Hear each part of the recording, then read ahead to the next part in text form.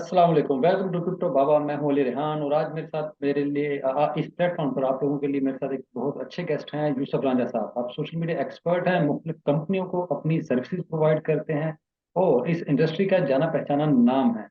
तो वेलकम यूसुफ रांझा साहब, बहुत खुशामदीद। आपने मेरे प्लेटफॉर्म पर आकर टाइम दिया और आप, मुझे पता चला, क्रिप्टो में बहुत दिलचस्पी रखते हैं। तो मैं सबसे पहले ये आपका ये एक्सपीरियंस जानना चाहूंगा कि आप क्रिप्टो में कब आए, कैसे आए, किस वजह से आए, और इसके साथ मेरे प्लेटफॉर्म वाले लोगों को भी मतलब आगाह कर दें कि ये कैसा एक्सपीरियंस था।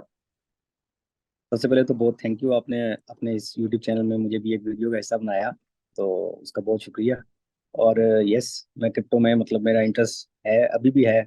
और जब मैंने स्टार्ट लिया तो मैंने मतलब कह लें कि ट्रेडिंग स्टार्ट की, और प्रॉपर ट्रेडिंग जब स्टार्ट की तो 2020 था, तब जब मैंने प्रॉपर ट्रेडिंग, कोविड का टाइम था तब ना। हम्म। तो मैंने तब ट्रेड स्टार्ट की, मगर उससे पहले मुझे 2013 से 15 के दरमियान क्रिप्टो की नो हाउ थी, और हम्म। पता लगना शुरू हो गया कि क्रिप्टो चीज़ क्या है, मतलब क्या है। बहुत ज़्यादा नाम था इसका कि यार बिटकॉइन, इथेरियम, बहुत ज़्यादा लोग इस तरह बोलते थे। तो प्रॉपर ट्रेडिंग जो थी वो मैंने 2020 में स्टार्ट की, मगर उससे पहले 2013 टू 15 के दरमियान एक वेबसाइट थी, बिटलैंडर्स। शायद हम्म। अगर आप बहुत, आपको कोई आइडिया होगा उसका, बिटलैंडर्स का। बिटलैंडर्स एक वेबसाइट थी, वो भी एक सोशल मीडिया प्लेटफॉर्म था। तो वो लोगों को मतलब अपनी, जैसे आप फेसबुक पे चीज़ें पोस्ट करते हैं, इंस्टाग्राम पे करते हैं, तो वहाँ एक सोशल प्लेटफॉर्म पे पोस्टिंग के आपको वो बिटकॉइंस में पे करते थे। तो आपके फॉलोअर्स होते थे वहाँ पे। तो अब तो खैर वो नहीं है इस तरह। तो अब शायद वो वेबसाइट जो है ना वो टेक डाउन हो गई है। आई थिंक बिटलैंडर्स नहीं, बिटलैंडर्स की जगह अब कुछ और नाम था शायद। इससे मिलता जुलता ही नाम था, कुछ इस तरह का प्लेटफॉर्म था वो। तो अभी तो खैर वो टेक डाउन हो गया, तो फिर वहां से इंटरेस्ट पैदा हुआ, और वहां से कुछ थोड़े बहुत बिटकॉइन जो थी, बहुत स्मॉल अमाउंट जो थी ना उसकी स्टार्टिंग, फर्स्ट बिटकॉइन अर्न की, एंड उसको अपने वॉलेट में ट्रांसफर किया, तो पता लगा कि यार हाँ, बिटकॉइन भी कोई चीज़ होती है। तो that was my first experience. चलिए, तो आप मतलब मेरा भी एक्सपीरियंस यही है 2013-14 से, क्योंकि मैं जर्नलिज्म में जब से हूँ तो उस दौर में ज्यादा ना बिटकॉइन की खबरें या उस तरह से उसके साथ हमारी तनाशाई शुरू हुई थी। तो हम्म। लेकिन सबसे अहम सवाल जो हर बंदा इस मार्केट में रहने वाला जो अब भी है, जो मसलन ज्यादातर, जैसे आपने कहा कि कोविड के दिनों में 2019 में आप इसमें ज्यादा एक्टिवली आए, तो उसी दौर में ज्यादा इसका मसलन जो वो वाला लास्ट बुल रन था, तभी लोग ज्यादा इसकी तरफ अट्रैक्ट भी होते। अच्छा, ऐसे में अक्सर लोगों का ना एक बुनियादी सा सवाल हो कि इसमें हम आ रहे हैं तो हमें क्या फायदा होगा, क्या नहीं होगा, मुना प्रॉफिट। ठीक है ना, लोग मसलन लोगों को देखते हुए आ रहे होते हैं। तो मैं आपसे आपका प्रॉफिट नहीं पूछूंगा, लेकिन क्योंकि आप कुछ अरसे से कर रहे हैं तो वैसे पूछता हूँ कि आपको ओवरऑल इसमें के क्या प्रॉफिट या क्या लॉस रहा, मतलब यकीन बंदा आपको हमेशा ही सब कुछ पा नहीं रहा होता, कुछ खो भी रहा होता है। तो वो एक्सपीरियंस भी हमारे से शेयर कीजिए। ऐसा था कि मतलब प्रॉफिट मुझे हुआ, हम्म। मगर एक टाइम आया 2020 में, मुझे अच्छा खासा प्रॉफिट हुआ जब एक कोविड आया था। तो आपको याद याद है कि बुल रन चल रहा था तब, तो मतलब जो एग्जैक्टली। भी कोई इन्वेस्ट, तो वो प्रॉफिट प्रॉफिट में जा रहा था। मगर उसके बाद 2021 के अंदर ना, जब एवरग्रैंड, चाइना की एक रियल एस्टेट कंपनी है, वो क्रैश की। तो वो विद इन 10 मिनट्स मार्केट इस तरह क्रैश की कि 50% मार्केट जो थी ना वो क्रैश कर गई। और मैं उस टाइम फ्यूचर ट्रेडिंग कर रहा था, तो मेरा वॉलेट टोटल लिक्विडेट हो गया उस टाइम। तो मगर उसके बाद मैंने उसमें दोबारा फिर इन्वेस्टमेंट की, और मैंने रिकवर करने की कोशिश की, रिकवर कर लिया अल्हम्दुलिल्लाह। बट अब मैं ट्रेडिंग नहीं कर रहा। तो अब मैं एनएफटी की तरफ था, और एनएफटी वगैरह बनाई, वो भी मैं आपको बताऊंगा, आप मुझसे पूछेंगे तो। पूछो बस। मगर ओवरऑल प्रॉफिट में। जब आपकी जिस कंपनी का आपने जिक्र किया एवरग्रांडे, वो उनकी सबसे बड़ी कंस्ट्रक्शन कंपनी थी, और उसका जो इस तरह से डाउनफॉल था, उसने पूरी की पूरी मार्केटों को लाकर रख दिया था। तो वो वाकई बहुत बड़ा उसने झटका दिया था फाइनेंशियल तमाम मार्केटों को। अच्छा, मैं आपसे जो अगला सवाल करना चाहता हूँ, मतलब लोग फायदा देख के आना चाहते हैं किसी भी फील्ड में, खासकर फाइनेंस की फील्ड में, और एक भेड़ चाल भी हो जाती है जिसके पीछे भाग कर आ रहे होते हैं। तो आप क्या सजेस्ट करते हैं, लोगों को इस मार्केट में आना चाहिए या नहीं आना चाहिए, क्योंकि ये काफी टेक्निकल मार्केट है, क्योंकि हमारे जैसा कुछ सादा सा कोई लेमैन, हमारी जिस तरह की कम्युनिटी है, जिनको टेक्नोलॉजी का इतना पता नहीं होता, अपने पासवर्ड की सेफ्टी और दूसरी तीसरी चीज, तो आप उनको कैसे सजेस्ट करते हैं कि आना चाहिए, तो क्यों आना चाहिए और किस अंदाज में आना चाहिए।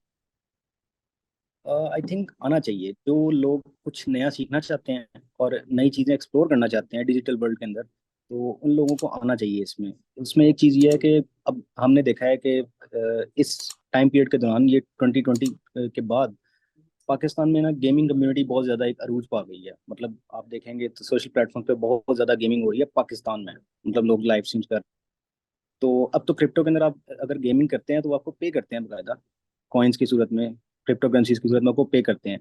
तो ये एक बड़ी अच्छी चीज़ है अब जो गेमर्स के लिए एक अपॉर्चुनिटी है उनके लिए। तो आई थिंक उनको आना चाहिए। और मैंने तो ये रूमर भी सुनी है कि जो ग्रैंड थेफ्ट ऑटो एक मतलब नामवर गेम है बहुत ज़्यादा, मतलब जो गेमर्स हैं वो उनको पता होगा इसका। मैंने रूमर भी ये सुनी है कि ग्रैंड थेफ्ट ऑटो का जो नया पार्ट आ रहा है 6, तो उसके अंदर वो बिटकॉइन एज अ रिवॉर्ड भी पे करें। ये रूमर है, अभी इसकी ऑफिशियली अनाउंसमेंट नहीं है।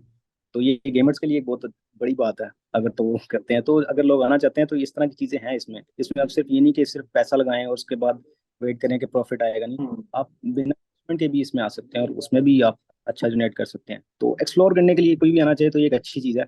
अगर कोई आए कि मैं आज ही इन्वेस्टमेंट करूँ और रातों रात अमीर हो जाऊँ, तो उसके लिए नहीं है। मैं भी अपने प्लेटफॉर्म से ना अक्सर लोगों को यही कह रहा होता हूँ कि रातों रात कोई भी किसी भी तरह से अमीर नहीं होता, वरना पूरी दुनिया में बिलियनर्स ही होते, ठीक है। और अगर कोई बंदा ऐसे दावे करता है ना, तो उससे जरूर बचें। वो डबल क्या होगा, वो आपके पैसे लेके भाग जाएगा। तो क्या एग्जैक्टली। आपको इस मार्केट में कभी ऐसा कोई एक्सपीरियंस हुआ? मतलब जाहिर सी बात है, जब हम नए नए किसी भी फील्ड में होते हैं तो कभी जालसाजों के हत्थे चढ़ जाते हैं। कोई हमें मसलन सुहाने ख्वाब दिखाता है तो बंदे की आंखों पे कई दफा पट्टी बन जाती है। क्या आपके साथ कोई ऐसा बैड एक्सपीरियंस हुआ? तो वो अगर है तो जरूर शेयर करें लोगों को, ताकि पता चले। बैड एक्सपीरियंस मेरे साथ तो नहीं हुआ, मगर मेरा एक कोलीग है, मैं आपको उसका हम्म। नाम तो नहीं बता, नाम नाम। मगर मैं एक्सपीरियंस बता देता हूँ। तो उसको किसी ने बताया कि जो यूएसडीटी है ना, वो अगर हम्म। आप बाहर से परचेज करते हैं तो आपको डॉलर रेट पे मिलते हैं। अच्छा। तो वो आप फ्रांस पे लाके सेल करते हैं तो उसमें आपको अच्छा सा प्रॉफिट होता है। तो उसने कुछ मतलब इस तरह ऑनलाइन लोगों को ढूंढा कि जो ना उसको यूएसडीटी डॉलर रेट पे दे दें, क्योंकि फाइनेंस पे तो आपको डॉलर रेट पे मिलते नहीं है। नहीं। तो वो उसने लोगों को इस तरह अप्रोच किया। अब तो उस पे स्कैम उससे ये हुआ कि लोगों ने पहले उससे पेमेंट मांग ली कि आप हमें पेमेंट करो तो फिर हम आपको ना ये चीज़ दे देंगे, और जितने का डॉलर चल रहा है उससे हाफ पेमेंट के ऊपर आपको डॉलर यूएसडीटी दे देंगे। वेरी तो गुड। उनके स्कैम, उसका अच्छा सा लॉस हुआ। इस तरह के स्कैम्स होते हैं मार्केट में, जिन लोगों को नहीं इतना पता होता तो वो हो जाते एग्जैक्टली, हैं। मतलब लास्ट टाइम भी कुछ होता है, वो कोई ना कोई वेबसाइट देते हैं कि आप अपना वॉलेट हमारे इस वेबसाइट पे लिंक करें, आपको हम डबल ट्रिपल मुनाफा देंगे 30 दिन बाद, 90 दिन बाद, 40 दिन बाद, वो जो है तो इसमें आप लोगों को, मतलब जैसे मैंने आपसे स्टार्ट में भी कहा था कि ये काफी टेक्नो यानी कि ना टेक फ्रेंडली किस्म की चीज तो है, लेकिन जो टेक से अनअवेयर किस्म के लोग हैं या कम रिलेटिवली उसको कम जानते हैं, उनके लिए थोड़ी सी मुश्किल भी है। तो उनको क्या आप सजेस्ट करते हैं कि अगर वो आते हैं तो वो किस अंदाज में क्या प्रिकॉशंस लें और कितना मुहतात हो सकते आई थिंक उनको सबसे पहले तो प्रिकॉशन ये है कि अपनी कोई भी चीज़ इस क्रिप्टो डिजिटल वर्ल्ड के अंदर किसी के साथ शेयर नहीं करनी चाहिए, क्योंकि ये एक बहुत बेसिक चीज़ है।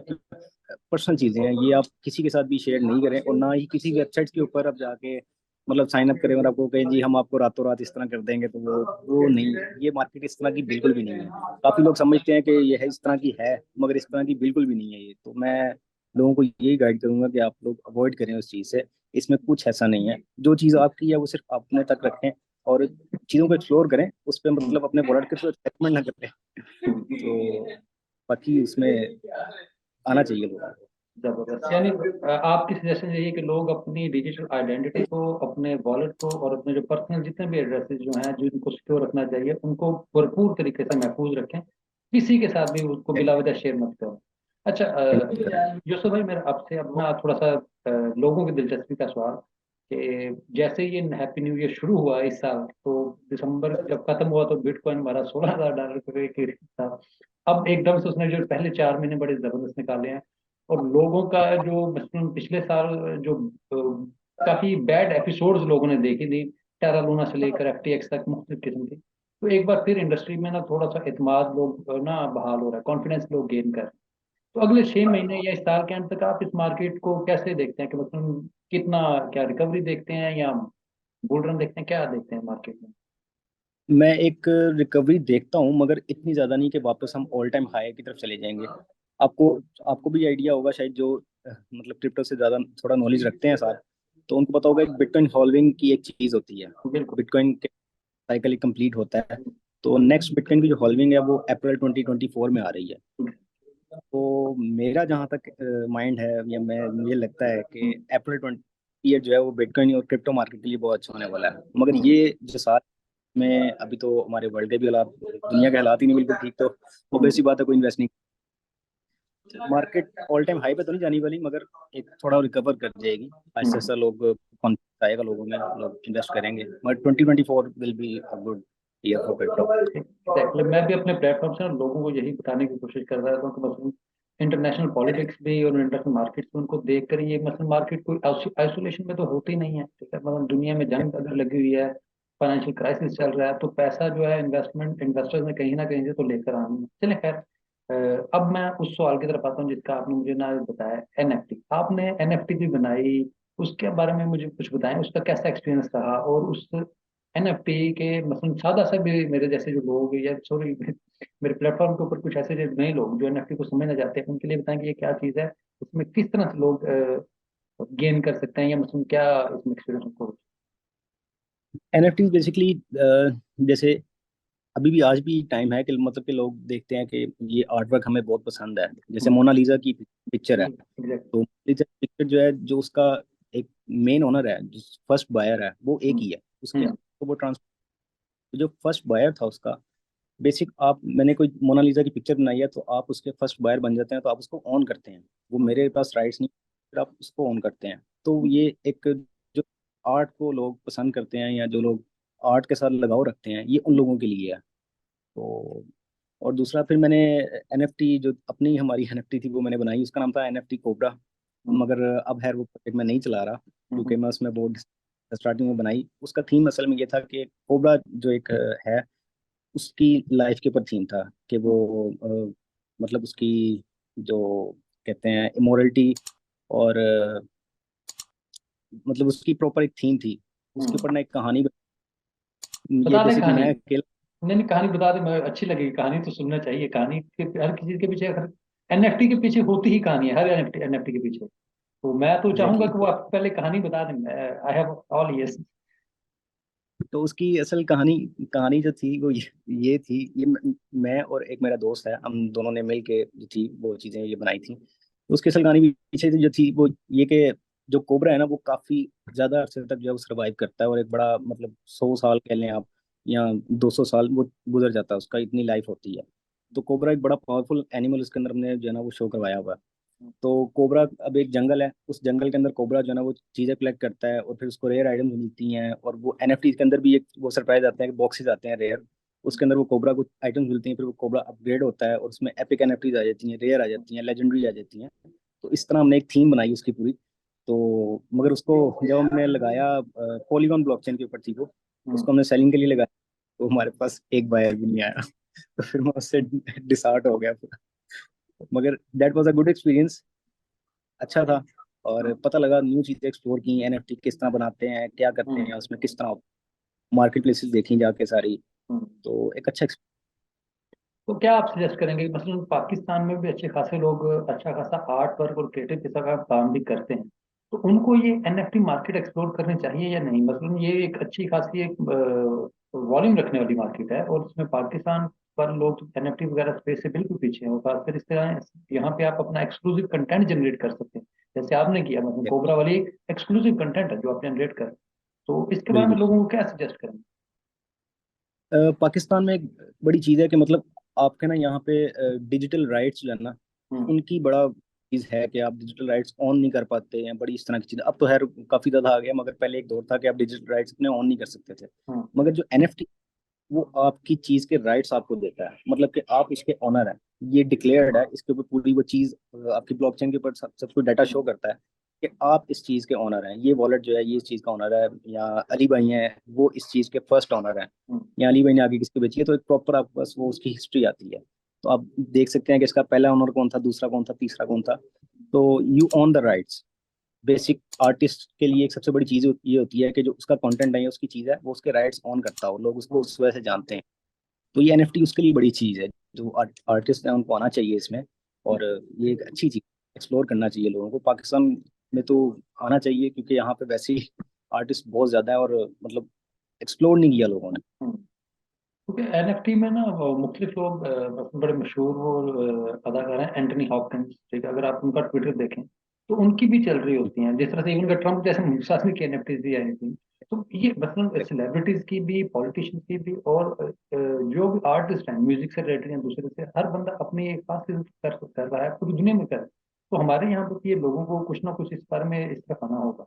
अच्छा, खैर, मैं आपका काफी टाइम ले लिया, मैं इसको सम अप करना चाहूंगा। मैं आपसे पूछना चाहूँगा, जी जी बोलो। एक बात ये ऐड करना चाहूंगा, एक मूवी थी, उसके अंदर एक रिपोर्टर था। आपने शायद आपको भी पता होगा, फनी वो सीन था बड़ा ना। नवाजुद्दीन का वो करेक्टर था, मगर रियल लाइफ में वो रिपोर्टर था। तो वो उसने ना बोल रहा था, वहां से कोई ट्रेन के पास से गुजरा तो उसने कहा कि अरे भाई साइड पे हो जा। तो एक पूरा क्लिप था। ये बकायदा उस रिपोर्टर ने अपनी एनएफटी सेल करने के लिए लगाई और वहां बिक गया। वो बिक गया, वो राइट्स ऑन करता था, वो बिक गया। तो वो इससे मायूस नहीं होना चाहिए, ये बड़ी एक अच्छी चीज है। आप इस तरह कोई भी चीज होती है जो लोगों को पसंद आती है, लोग खरीदते हैं। ये डिजिटल वर्ल्ड में लोग इसको बड़ा समझते हैं। बिल्कुल। हाँ, और डिजिटल वर्ल्ड में मसलन है, जिस तरह से डिजिटल मार्केट प्लेसेस बन रहे हैं, डिजिटल फॉर्म्स बन रहे हैं सर, तो वहाँ पे तो इन चीज़ों की बड़ी ज़रूरत है और आगे होने वाली भी है। अच्छा, खैर, मैं यही आपसे पूछना चाह रहा था कि अब नए लोगों को, जो बिल्कुल इस मार्केट को दूर दूर से बैठे देख रहे हैं, ठीक है, मतलब सोचते हैं नहीं सोचते, उन लोगों को आप क्या सजेस्ट करेंगे, उनको क्या आप मशवरा देंगे, मसलन जो क्रिप्टो क्रिप्टो के बारे से भी, एनएफटी के बारे में, उनको इसमें किस हद तक इन्वॉल्व होना चाहिए? मतलब ये जो एज टेक्नोलॉजी है, अगर हम एज टेक्नोलॉजी भी इसको लें, तो आने वाले कुछ अरसे बाद या कुछ सालों बाद इस टेक्नोलॉजी को आप कितना, मतलब किस लेवल पे, खाली क्रिप्टो से हटके भी कहाँ कहाँ तक फैला देख सकते हैं? तो ऐसे में नए लोगों के लिए क्या मशवरा होना चाहिए आपका, कि उनको क्या करना चाहिए? आई थिंक नए लोगों को इसलिए आना चाहिए कि एक तो जो ओवरऑल अभी अभी आप देख रहे हैं, तो बैंकिंग क्राइसिस जो है ना, वो दोबारा वर्ल्ड में एक अच्छा खासा बैंकिंग क्राइसिस अभी आ रहा है। अभी थोड़ा बहुत आया है और मुझे तो लग रहा है कि आने वाला है मजीद ना। तो वैसे भी लोग अपना जो सारा सेविंग्स है वो बैंकों में रख के बैठे हुए हैं कि मतलब बैंक, तो यू नेवर नो कि क्या हो सकता है। हाँ, आपका जो कैश है, कैश के साथ हाँ, क्या हो सकता है। हाँ, और I think her saving purpose के लिए तो मैं किसी को नहीं कहूंगा कि वो इसको यूज करे, मगर ये है कि आप उसको एक्सप्लोर करें। और इसमें बहुत इस तरह की चीजें हैं जो आगे आएंगी मजीद। अब जैसे मेटावर्स, हाँ, एक वर्चुअल वर्ल्ड आ गया। आप लैंड खरीद सकते हैं, प्रॉपर्टीज खरीद सकते हैं। तो ये लोगों के लिए बहुत बड़ी चीज़ है। And, बहुत बहुत बड़ी कंपनीज जैसे मैं आपको बताऊं, एडिडास, हाँ, एडिडास ने प्रॉपर लैंड लिया मेटावर्स में। हाँ, और नाइक, उन्होंने लैंड खरीदी है। तो ये कंपनीज, मतलब कि इतनी बड़ी बड़ी कंपनीज ये ऐसे ही नहीं इसमें इन्वेस्टमेंट कर रही हैं, इनको कुछ नजर आ रहा है तो वो आ रही हैं उसमें। और और मुझे यकीन है कि हमारे से बहुत स्मार्टली मूव करते हैं। ऐसा नहीं है कि हमारे जैसा माइंड और तो आई थिंक लोगों को करना चाहिए। आप बिल्कुल ठीक बात कर रहे हैं। मसलन फेसबुक, पाकिस्तान क्या, पूरी दुनिया में हर दूसरा तीसरा बंदा फेसबुक पर मौजूद है। मार्क जुकरबर्ग, बिल्कुल उसका नाम अक्सर लोग वाकिफ होंगे, जो नहीं भी वाकिफ होंगे उनको शायद ये पता होगा कि पीछे उसने अपने प्लेटफॉर्म की तमाम चीज़ों का, मसलन मेटा का नाम के अंडर ले लिया। जैसे आपने मेटावर्स एग्जैक्टली। का जिक्र किया, तो उसने मेटा का नाम भी अगर उसको दिया तो किसी वजह से दिया। अगर वो बिलियंस ऑफ डॉलर की कंपनी का चला रहा है, व्हाट्सएप को चला रहा है, वो फेसबुक चला रहा है, इंस्टा चला रहा है, जितने भी उसके प्लेटफॉर्म वो देख रहा है, किसी न किसी मकसद के साथ किया होगा। तो वैसे भी मुझे, मसलन जैसे हम मूवी की बात कर रहे थे, तो मुझे रेडी प्लेयर वन बड़ी पसंद है। वो अगर हम्म, आपने देखी हो तो स्टीवन स्पीलबर्ग की, वो इसी थीम के ऊपर है, डिजिटल वर्ल्ड हाँ, और रियल वर्ल्ड। तो खैर, हम्म, आपने जो मशवरा दिया लोगों को, तो ये बड़ा जबरदस्त है। मतलब मैं भी यही चाहूंगा, जिस तरीके से आपने मेरे साथ अपनी स्टोरी शेयर की, तो इस प्लेटफॉर्म पे मैं बाकी लोगों से भी यही कहूंगा कि जो आना चाहें मेरे से अपनी स्टोरी शेयर करना चाहें, तो मेरे हर वीडियो में मैं अपना ट्विटर का हैंडल देता हूँ, तो वो मुझसे जरूर रब्ता करें, और मैं उनकी कहानी भी, जैसे आपकी कहानी लोगों तक पहुंचाई है, पहुंचाना पसंद करूंगा। तो यूसुफ भाई, थैंक यू वेरी मच इस टाइम निकालने के लिए, और इतनी मुफीद बातें इतने कम टाइम में हमें बताने के लिए। मैं कोशिश करूंगा कि इन आपके साथ मजीद किसी स्पेसिफिक टॉपिक के ऊपर भी जरूर आपको दोबारा मैं ऑनलाइन दूंगा। Thank you very much for to your time. Thank you so much.